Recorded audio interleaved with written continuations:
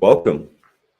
We're back with another edition of People Over Politics. We have a brand new guest joining us from another area. Of course, we like to share the love. So thanks for joining us today. Hey, how you doing, Camry? Hey, what's going on? I am doing well. Of course, so people who don't know about you, uh, tell them a little bit about yourself. Of course, you live in the Massachusetts area now, and that's where I met you at an awesome dispensary. Yeah. I've lived in Massachusetts for a while now. Worcester area, close to Boston. They say Worcester, you're like, what? You never know what Worcester is, but I work at a Black-owned dispensary in Worcester. The only dispensary I've ever worked at, but I've been there for a year and a half now, almost 2 years, and it is a pretty fun experience. It's my favorite job so far. Um, yeah, that's about the gist. I don't know how deep you want me to go into. No, fair. We'll go over more. So I guess that the first thing I should say is I know that you're not a native Bostonian because of the way you said Worcester. I mean, I'm sorry, I even said it wrong. But you didn't have that strong accent. You didn't have that strong accent when you said it. Yes. Yeah, Yes, they're always like Wista or whatever. exactly. And so Boston is a great place. And there's a lot of things going on. And so where are you native? Like, where are you coming from? So I'm originally from Cambridge, Ohio. It's a small town. Close to Akron. That's the only thing I can say for reference because I literally met someone from Akron the other day and we're like, oh my God, yeah. And I Yeah, told her where I was from, and that's the town I used to reference. And she did not know where I was from. yeah. I So mean, that's there's like just how small it is. there's not a lot of people. You don't meet a lot of people from Ohio. Like, I guess, what do y'all call, like, Ohioans, or is that what do you, I'm not sure. I'm not sure. Y'all are from LeBron's land. Like, that's how I think of it. Um, LeBron's a traitor. No, just kidding. Don't let me say that on live. oh no. And so I would say one of the questions I always like to ask is, like, to figure out where different states are on cannabis. So Massachusetts, they have medical, they have recreational, and so what about your home state of Ohio? Where are they at in their cannabis journey? I'm not sure how far they are with their recreational moves. I know they have medical there. They do. So if you have your medical card, yep. And I've just tried to teach my grandparents, even because my grandmother had her medical card and she was getting all this crazy stuff. I'm like, girl, they're just trying to charge you for something. You better get with me. I will tell you what to take. You know what I mean? Yes. Because it's a different world when they're telling you that this is going to be able to like medically help you. You know what I mean? For It sure. becomes so different. Because like first of all, there's not that many studies even to tell you, but that's another story. Of course, there needs to be more research. There needs to be more studies. But I'm glad to Mhm. hear that your grandmother is a medical patient and she's exploring other holistic medicines. And so Mhm. the one thing that I wanted to ask, and of course it's probably a nuanced thing, is sometimes I'm not gonna say you guys, but sometimes people who work in the dispensaries, they're referred to as bud tenders. Sometimes they're patient care specialists. So what exactly is the preferred terminology? Help me understand. Like, how do you guys like to be referenced? I would say just a bud tender, because I can't legally or medically tell you like, hey, this is going to help you cure your back pain. I can only say this is going to ease your pain. This could make you feel, a little bit better.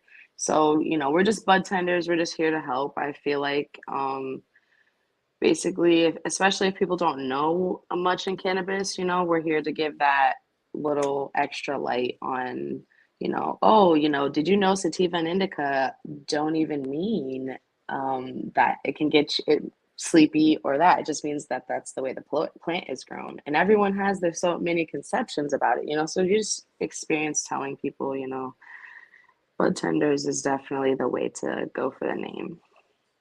Okay. Hey, so you guys like to, you know, be referred to as Budtenders.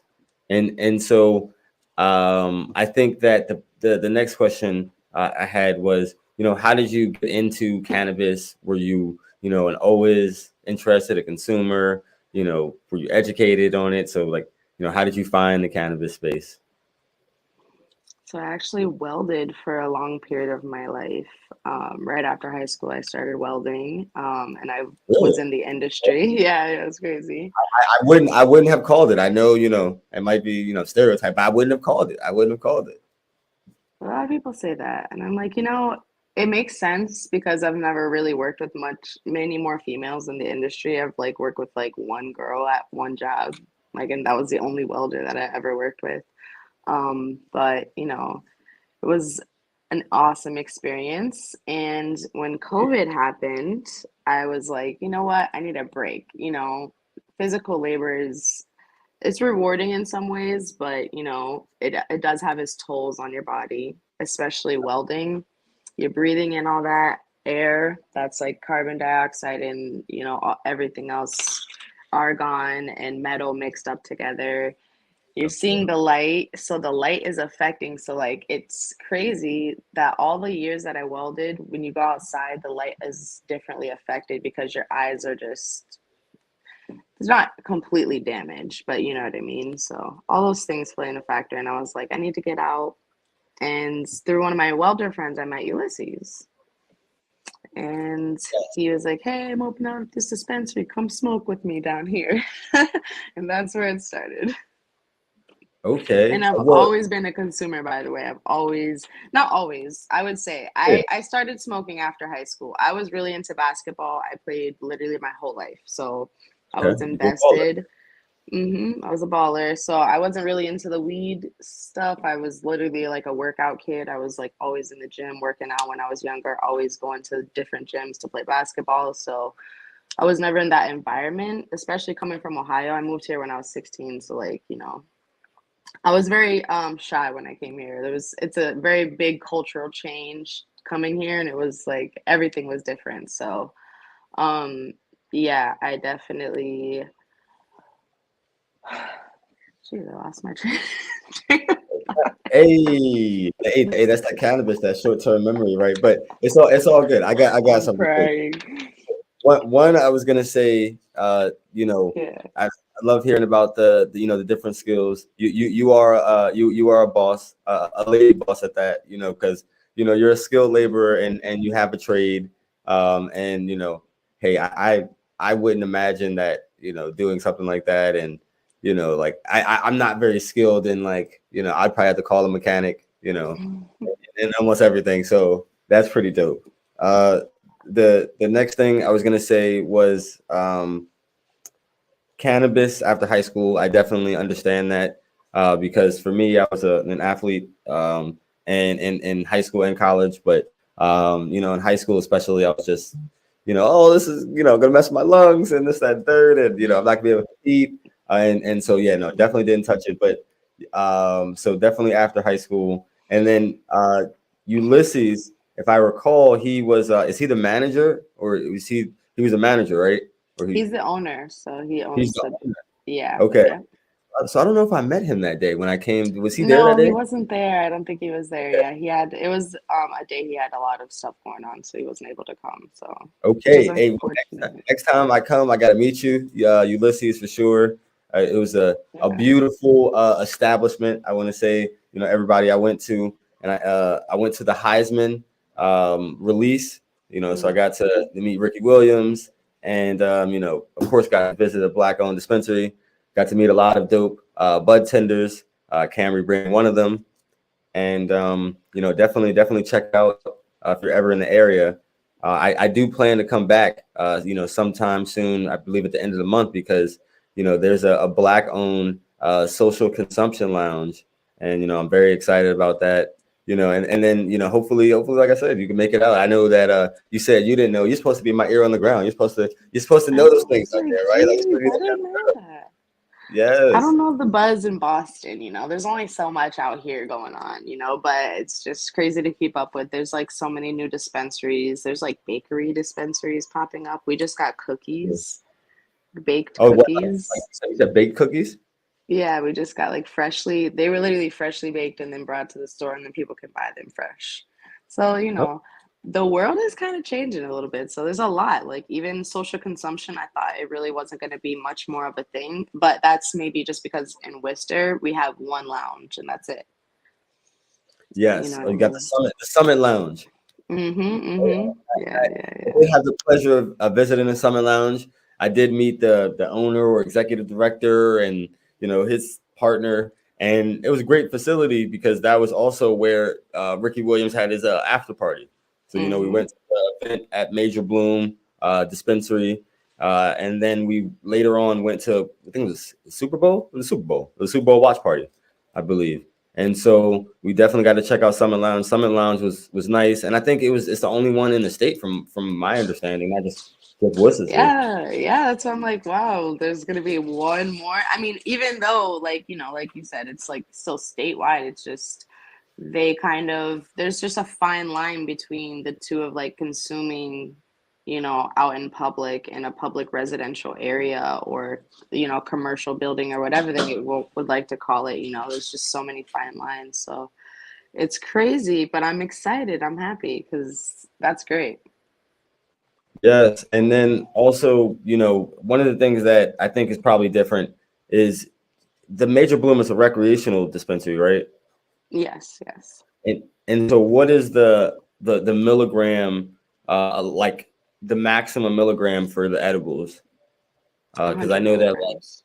100, nice. And is that Hmm. is that is that like per package or per edible? Because I know that like in Maryland we had the highest, I think it's like 10 milligrams per edible. Oh, wow. That's And low. that's in the medical market though. That's still like, so we don't know what that recreational market is going to look like. But yeah. So we have, it's literally 5 milligrams per gummy. So Oh, you okay. can put 20 gummies or you can put up to so many serving sizes. So say the cookies, there's 5 cookies. Each cookie square little piece is 5 milligrams, and then each cookie itself is 20 milligrams. You know what I Okay. mean? So, and then she got Yes. away with that. So then that's 100 milligrams. You know what I mean? Okay. So, Okay.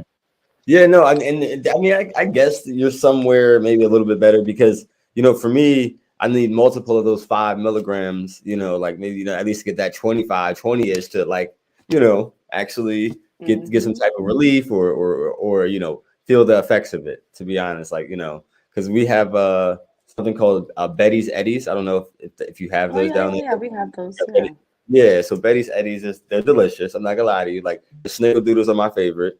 But you need for me, I need like half of the The canister, bag. so it's like 2 servings for me. Yeah, it's a little different too because like some companies get away with like perforating like an edible, so it's technically like you're supposed to rip it off, but Yeah, it's like 10 milligrams or 20 milligrams in that because you can rip it off. So, some people get away with it. It's just yeah, like the girl, she makes a whole 20 milligrams in one cookie, but you have in the bottom, you'll see there's like a multiple serving size give. So each one could be broken off as 5 milligrams. You know what I mean? So it's like yeah. there's ways to get around it. They'll figure it out soon, Because I know hopefully for I know you. California, I thought had higher, like, and I definitely think they have some higher ones, but you know, Oh yeah. The regulations out there are so different though. yes, the regulations are so different. But hey, I mean, you guys are pretty open out there, like New England, New England's pretty open. You got Mass, you got Rhode Island, you got Vermont, Connecticut, all of you Connecticut, guys, just yeah, yeah, New all of York. you guys have pretty much recreational and medical, I believe, right?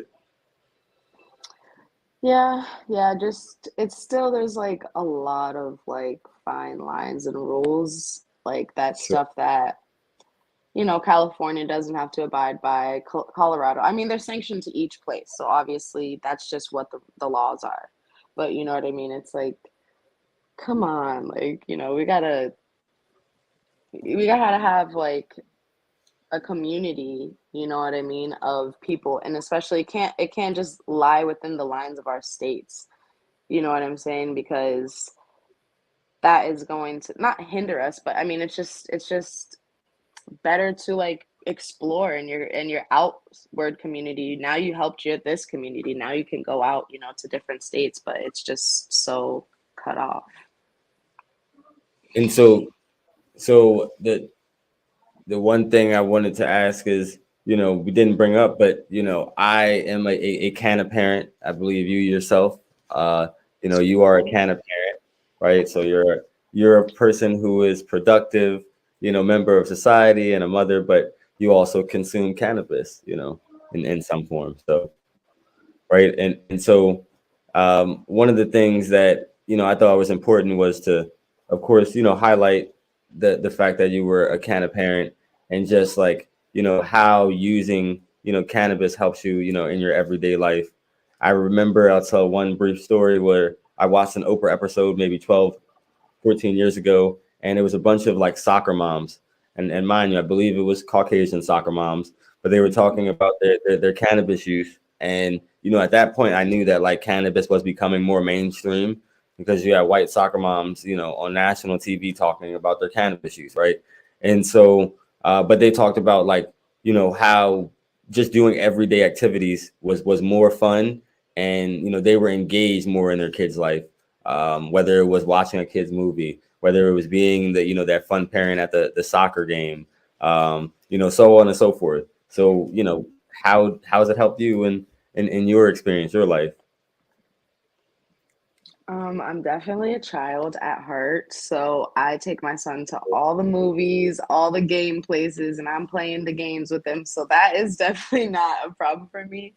It more like just helps me on the anxiety level of just if I get overwhelmed, you know, by multiple things going on and my son doing this and everything happening, you know, if I can go into outside or, you know, to wherever it is that I would like to just take a couple hits to relax. That's all the effort, and then I can go back and have a peaceful rest, you know, rest of the day. That's mostly it for me. Or, you know, it's mostly more of a nighttime relaxation. You know, I've had a long day. I come home, I have to cook for my son. I have to help with the homework, go through his backpack, do all the mom things, you know. At the end of the night, I just want to sit there and smoke a fatty. I I completely understand. I mean, I have been there, and I will say that I understand the parent thing. So very, very much so. And I would say that nothing is better than like ending the night with a nightcap, right? So that you hit that on the nose, ending it with a nightcap. You're gonna have some great dreams. And the thought is like it will help your body, right? It'll help your body regenerate and heal for the morning. Because at the end of the day, a lot of people who have never experienced cannabis don't realize a lot of the regenerative properties, the healing properties, the calming properties, that it has. And a lot of what I spoke about yesterday, because I was testifying at the state capitol on a bunch of cannabis bills, one being removing cannabis odor as probable cause, the Mhm. second being the cannabis reform bill, so basically setting the legal framework that's coming, and then the third was allowing medical patients to have access to their cannabis while in hospitals or hospice care.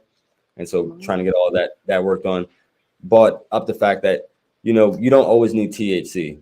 And one of the things that I learned is like the benefits of CBD, CBG, CBN, sometimes in conjunction with THCA, and then also bigger than that was the terpenes, and how terpenes can benefit me, and how understanding what terpenes are in the plant can benefit what experience I'm having, or help my understanding of the experience that I'm having, or that the experience that I am looking to have. So yeah. Yeah, we definitely Let me think where I want to go. Start with that one. Or like, because we were just made vapes for my job. So I'm actually excited to talk that you were talking about all the terpenes and the CBN and everything because we just literally made vapes for focus and function. But I feel like I'm getting away from what you just said. But Hey, I mean, that's really interesting to talk about. I want to hear about let's hear about the vapes as well. So at Major Bloom, we're producing vapes now. So we're acquiring distillate from other companies. They're just regular cultivation sites that we can grab from. And we're getting terpenes and the functions, like, so it'd be the function, terpene, and then the flavor as well. And we're getting this from a company that's from another country, which is crazy. And basically, it's up to me to be the scientist because I have had to figure this all out to mix, to say, hey, so we're going to do this flavor with this function. And like, so like we wanted to make a function line for people that when they come in, they wanted to hit a vape and they wanted to say, hey, I want to focus with this. I want this for anxiety. I want this for sleep. Obviously, we have one that has a mixture of CBN, CBG, and CBD. So it's definitely like a trifecta. And, we wanted to bring these to people because like there's a lot of vapes that have like, there's terpenes in it, but it's not like, hey, this vape is the terpenes for anxiety. It's not going to heal your anxiety because you can't say that by any means, but it's definitely for anxiety. Yes, the relief or a focus, or a relax or a sleep. And it's definitely cool to see where the terpenes are being acquired from, actually how they look in a singular by themselves. Like, we have terpenes for pain and these little vials that we're mixing with a flavor function. And then, we're mixing that with the distillate and boom. I never realized how easy it was to have this whole process, work. And I'm really excited for people to try it, and I really hope you get one. Even if you don't vape, you should definitely try one when you come because they're absolutely amazing. What the question I have is, what they like half 0.5 grams, or what is the? They're a full gram. Oh, they're full gram vapes. Okay. And we're a social equity business here at Major Bloom. So we make product for the price of people. So we're only going to be charging $45 for a full gram. Yes, we like to hear you guys are price conscious. We love to hear you guys are price conscious over there at Major Bloom, and social equity, right? Like, actually seeing social equity in action. The one thing I wanted to bring up was, since it is a recreational market, you have a lot of the recreational markets and even some of the medical markets, they do not have a terpene profile breakdown on the products. And so, if I recall, Massachusetts was one of them. Maryland, of course, I hope our rec requires that, but our medical, they have the greatest terpene profiles. This percentage of limonene, this percentage of CBD.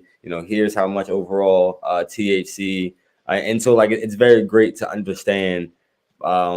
Is there ever a desire for more like terpenes? I know that you guys have the QR code. Let me mention that. I know you guys have the QR code, I think, right? Like, you guys do have the QR code. Yeah. But what if I don't have a phone, right? Like, maybe I don't have a phone, I don't have a QR code, or maybe I got a smartphone, so how exactly am I going to access the terpene profile if it's not printed? We have a terpene profile guide printed out for us so we can educate people about it, because a lot of people don't know that, hey, this weed isn't affecting you the right way because it's not the correct terpene profile that you would need, you know what I mean? Or what you're looking for to get you a specific type of high. You know what I mean? If you have insomnia and you want to sleep, these terpenes and this profile would be correct for you to be able to achieve that goal. You know what I mean? So we do have a guide, and it's crazy because it's hard to like try to teach people about this in like a 15-minute transaction. You're like, yeah, you know what I mean? You're It's right. so because people don't know. I never knew that sativa and indica mean nothing. That's just how they're grown. And Yeah, then now it's classified that makes you stay awake and that makes you sleepy. You know what I mean? It's for sure. just the yield of which in which you get off of the plant. Sativa is going to yield a lower amount and indica is going to be a higher amount. It's just, so we're trying to give those resources, but in the small amount of time that we have, it is very hard. But, and with the amount of manufacturing time that we have, the labeling with the COAs, and it's just hard to put that on all the packaging. You know what I mean? Yeah, I know that I know it's a couple of things I was going to say. One, I know that it costs more to actually print these terpene profiles. That's adding additional cost to the business.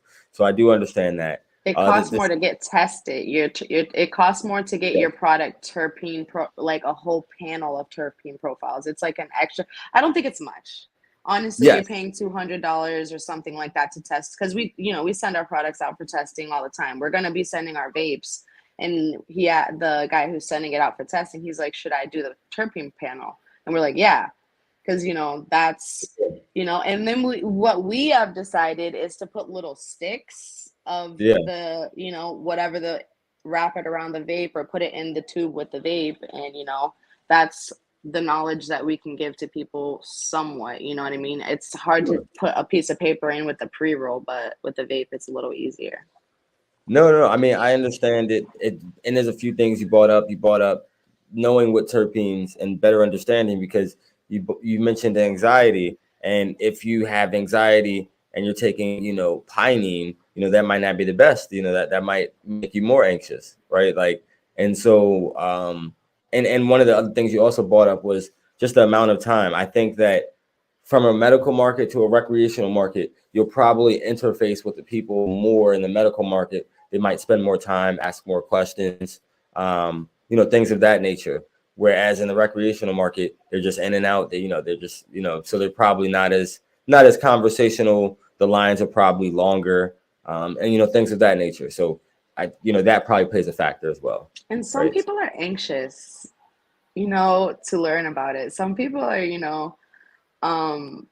non-users or first-time users or a lot of people who are in a middle age of range are kind of nervous to branch out and say, hey, I want to smoke cannabis. I've had moms call me on the phone and be like, all my friends do it and I'm just so nervous. I've literally talked to people on the phone for hours, like talking about this. Yeah. I'm like, I'm a mom too. It's okay. Yes. like, like some no mom, especially that are, exactly. So it's like, the education has to kind of be more available to the public. I feel like, it's still up in the air, even though it's been around for so long. It's just like, still, is it frowned upon? Is it not? You know what I mean? Yeah.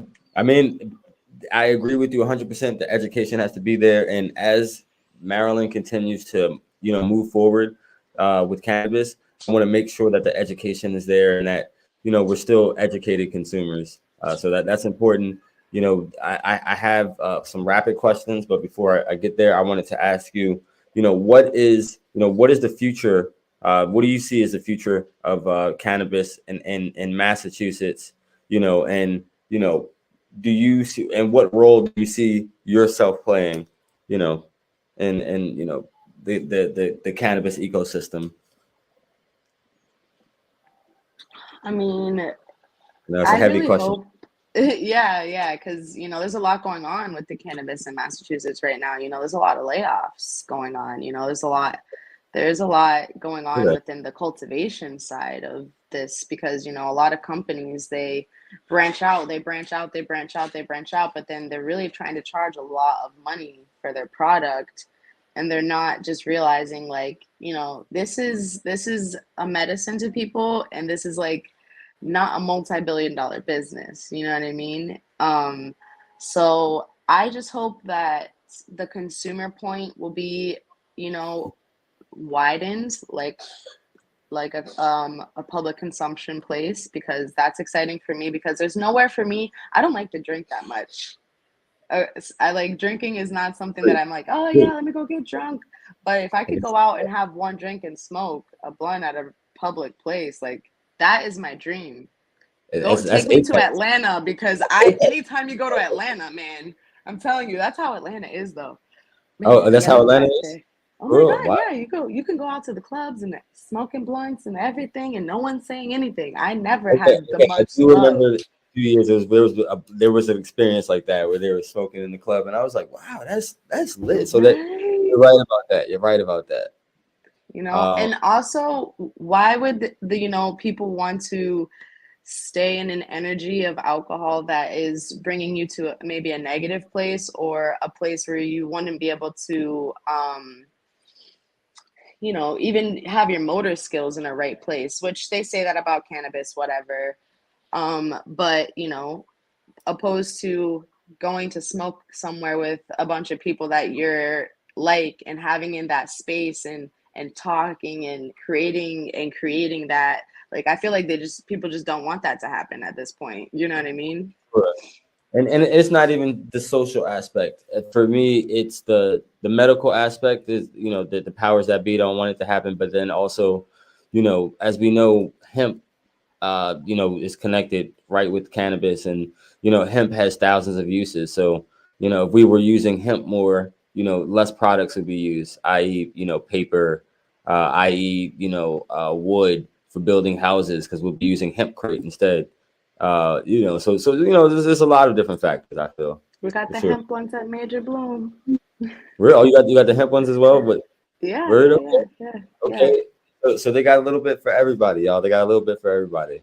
Yeah, we're Uh, also trying to come out with this basically herbal blend of a thing. I'm not going to go too deep into it because this is not my product drop, so I can't go too deep into it. But basically, herbs that help your lungs, we would mix that in with weed, and then that would be, something that we could smoke. So Huh.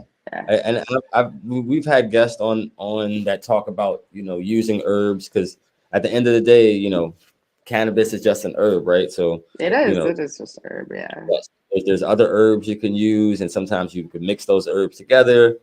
But yes, and so I had a few rapid questions for you. Um, the first question: favorite superhero and why? Oh my God. You can tell a lot about a person by their favorite superhero, I don't think my favorite action person in movies is a superhero. But my favorite is Mystique from Ah, X-Men. okay, Um, that's what's I would up. I would I would I would do anything for that power. I mean, she does live in a body that she doesn't necessarily like, but she could be somebody else, so it's good. Right. Have you ever been Mystique for Halloween? That's a follow-up question. Jeez, no, I would not like to paint my naked body like that. They got them little No, no, stretchy no. things. I can wear It's got to that. be like a costume, because at the end of the day, that would be vulgar if you I did that, was right? I So was it got to be Laura like a Croft. costume. I was Laura Oh, Croft last year though, so I was okay. getting it. Hey, that's what's up. Like the next one is favorite pastime. Besides smoking, playing basketball, reading I smoking, books, yes. Okay. working Hey, out. hey, smoking, b-ball, working out, all that. Um, favorite strain and why? It fluctuates because I'm such a pothead. So what's your favorite right now? That's what we want. What's your favorite right now? Black Triangle Kush, and it is a heavy, heavy indica, and I love it. I think you recommended that one, but I had to go with the Ricky because I was there. So next time, Yeah, you show love, yeah, you did recommend that. What brand is that? Since you threw it out there, what brand? It's from a company called Netta. They're a cultivation around where we're at, and it's just Major Bloom brand. We just sell it as our brand, but it's I love that cultivation. They recently have pulled back the reins on working with other companies a little bit because they're also doing some layoffs and stuff in their industry. So it's very unfortunate because they have resourced us with weed for literally, I want to say, the past year. We've grabbed every single strain they've had. They've had like 20 strains, and we've had every single strain. That sounds like Yeah, and they're an amazing company. Their buds are always like this big, top tier. Like, whole nuts. some companies they send you bud, and it's like this little, Popcorn. and you're like, you're sending, yeah, I'm like, what are you're sending us the shake? Popcorn, and then you got to sell it at a discount. I got you. And so last rapid question, because we got into it in the last one. Yeah. But quote you live by. What quote do I live by? Quote you live by, or quote you look up to. In a world where everyone wears a mask, it's a privilege to see a soul. In a world where everyone wears a mask, it is a privilege to see a soul. Yeah. Okay, deep. Okay, Yeah. we appreciate it, and tell people how they can stay connected with you, how they can reach out to you, if they want to hit you up, you Major Bloom, however. Yeah, for work, you can reach out to Camry at themajorbloom.com. That's just my work email. I'm the production supervisor over there. Hit me up. And for social media, I'm just on Instagram at Camry Jordan, Jordan with an IN. I know it's weird, but it's my middle name. It was different. It was different. It's not weird. It's different. It's different. It's unique. That's what you gotta think about it. It's unique. True. And so of course, thank you for joining us, Camry, and I wish you the best, and hopefully you get to check out Apex. I know I'm gonna check that thing out because, as I said, it is Black owned. Yes, link with me when you come, and I will definitely try to make it out there as well, because that is an amazing place just to go to check out, and support, and thank you for having me. I appreciate it. Yeah. Yes, no problem. And I want to say big ups to everybody in the cannabis space. Definitely, the people are the people and the workers are what makes this movement continue to move. This $1 billion industry that she said we're capitalizing on. The workers are on the backs of that. And so also I want to just uplift the legacy market, right? The legacy market, we talk about the legacy market of the people that cultivated when it was still illegal. They're the ones that created the strands in which we're using today. You know what I mean? And so we always have to continue to uplift, the legacy market as we continue to, profit, off of this plant. Right about that. I respect that. Yes. God bless. Well, I'll see you next time. And, thanks again for joining. Yeah, no problem. See you. Have a good one. Yes. Appreciate it. Bye. That was Camry. Of course, another great episode of People Over Politics. As you see, Massachusetts, they have a vibrant cannabis community. Definitely check them out. New England, they've been doing it long before Maryland. And, they definitely got some things working down there. So with that being said, check out. See you next time. Have a good one.